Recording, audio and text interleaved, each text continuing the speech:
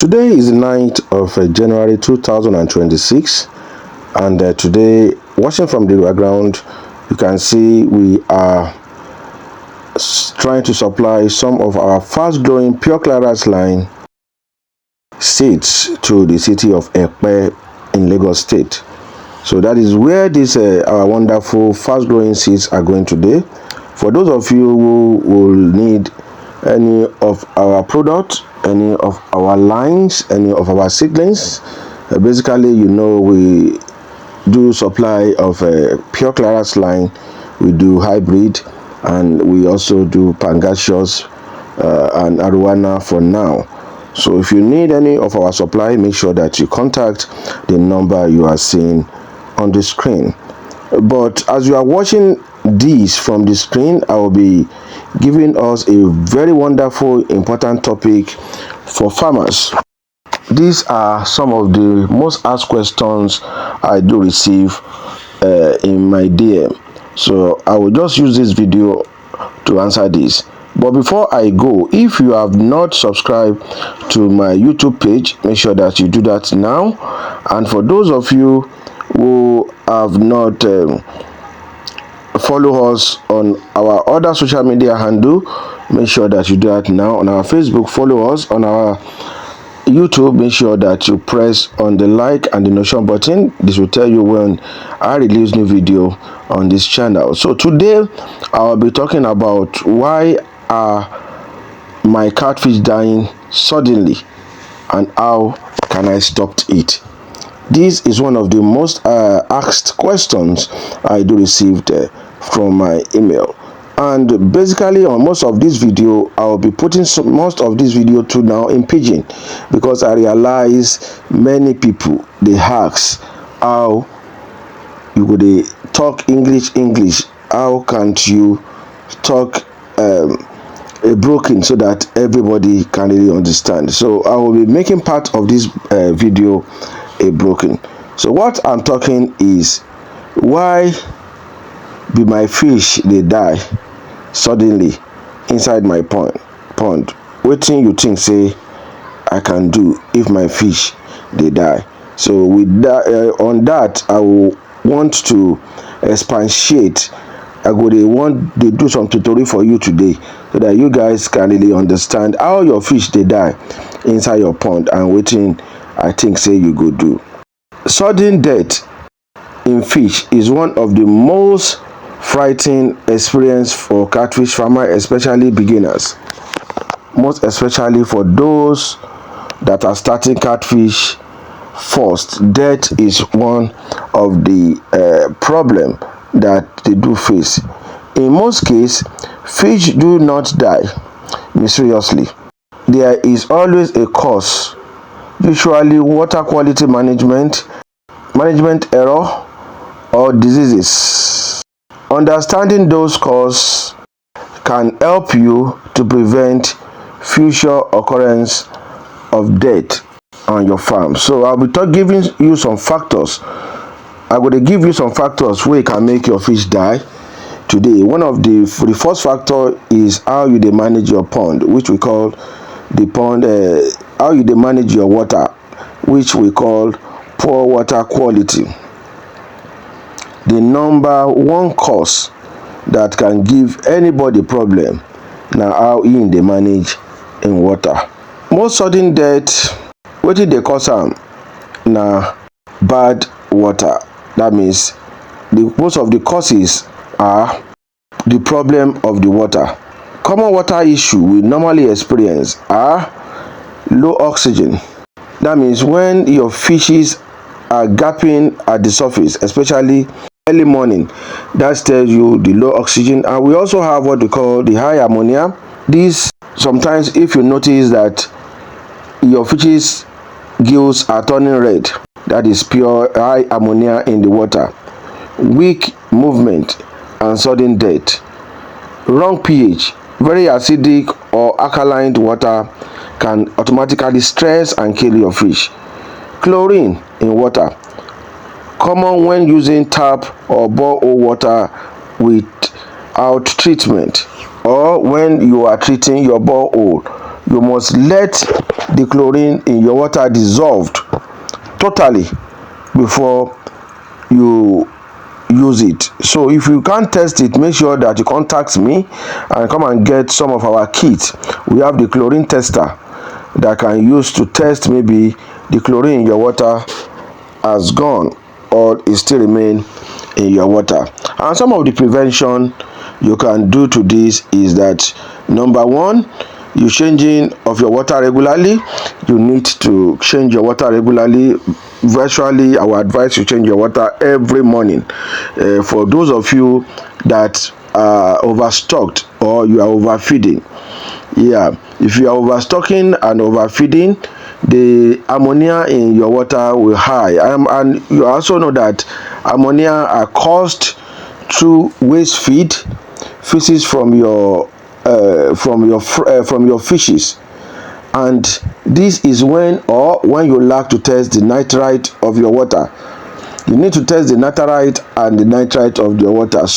Two or one of these are the toxin buildup of waste in your water, which can automatically increase the ammonia of your water. The other thing to do is that use water test kit. Use water test kits to test those parameters. There are some common and regular parameters you need to check in your water daily. Number one, the pH, alkaline, you need to test it. Chlorine, Bauma, you need to test it. Your water hardiness, you need to test it on a daily basis, please. You need to test iron, you need to test nitrite and natrite. You need to test. These are fundamentals. These are basic treatment you need to do. Parameters you need to test every morning if you really want to be successful in this business. And avoid overfeeding. Overfeeding is when you are putting excess feed. You are giving your fishes excess feed. Make sure that you avoid overfeeding. Always dechlorine new water. If you are pumping up new chlorine, if you are pumping new water, make sure that it's well. You notice that it is well dechlorinated. The number two factors is overstocking. Too much fish in a small space can lead to fast oxygen depletion. If you have too much water, I normally call it congestion. This will kill your fishes automatically. Waste build-up, overfeeding. When you are overfeeding, the waste, the particles in your water, the waste, most especially when you feed in the night. And in the night there are a lot of dangers. So when you feed in the night, the waste build-up will kill your fishes in the morning. They'll be weak and stressed out. Stress and aggression. Make sure that you look at your fishes very well. Don't stress them.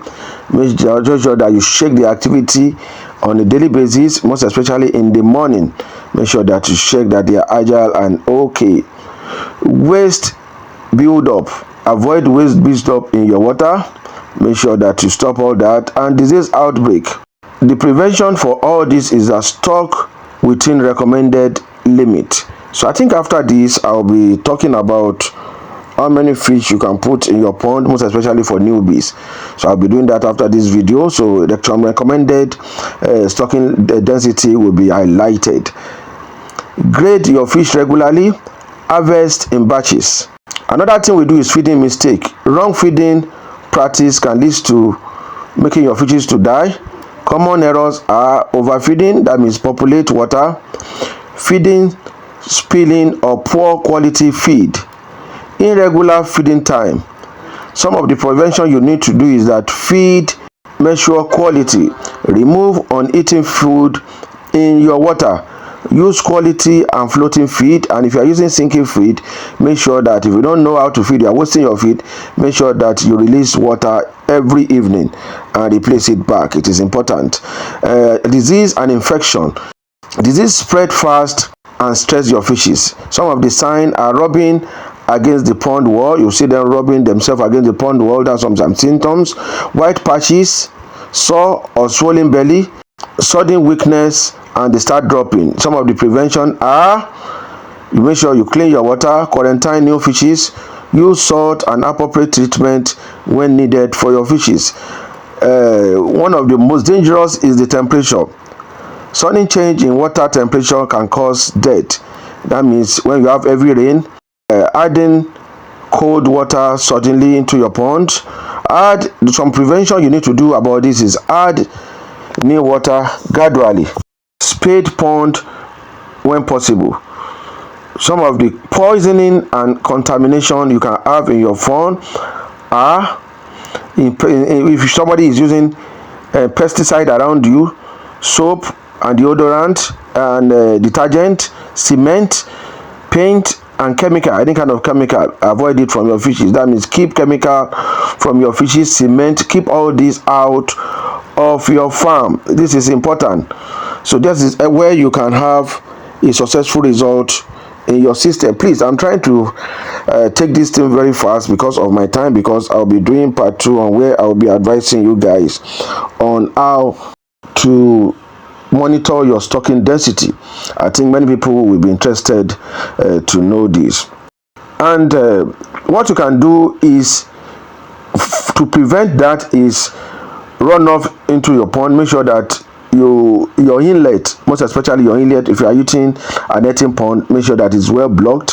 So any kind of chemical, make sure that you make sure if you have a bricklayer, they don't go near your pond. And if you are spraying any kind of pesticides for killing ants or killing grass, make sure that you avoid it near your pond. It is important you do that. And by the time you do this, you see any kind of symptom, and you immediately stop feeding, you increase the aeration or splash water. You can use splashing water, or you can use you can run a flow through, changing part of the water down, or maybe you can change it to like 20% and increase it back. You must test your water regularly, test the parameter and seek expert advice. Sudden death in fish is preventable. Good water quality, correct stocking, proper feeding and daily observations are the secret you need to build up this practice. So today I'll be rounding up this video. For those of you who have not subscribed to this channel, make sure that you do that now. Subscribe to this channel, click on the subscription button on our YouTube page, and share these videos. Share it for people to learn. These are virtually very good and educative video you can get on internet for catfish farming and breeding. And if you need our consultancy job, make sure that you contact the number on the screen. And we all have a lot of ebooks available in the market. We have ebooks, we have it on Amazon, we have it on Seller. You can get the link of this on my bio, and make sure that you read to understand, to be a perfect farmer. And if you have any errors, make sure that you call. Thank you and God bless you.